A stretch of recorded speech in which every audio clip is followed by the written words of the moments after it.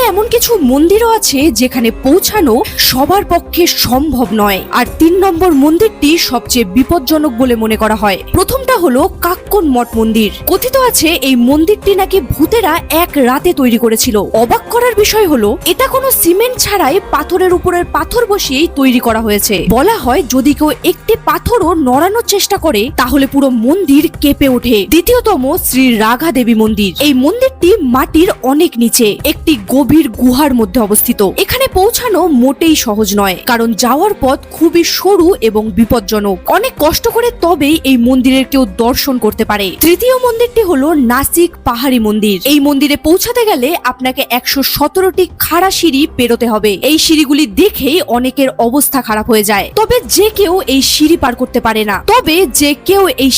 করতে পারে সে উপরে শিবলিঙ্গ, হনুমানজি এবং একটি পবিত্র জলকুণ্ড দর্শন করতে পারে।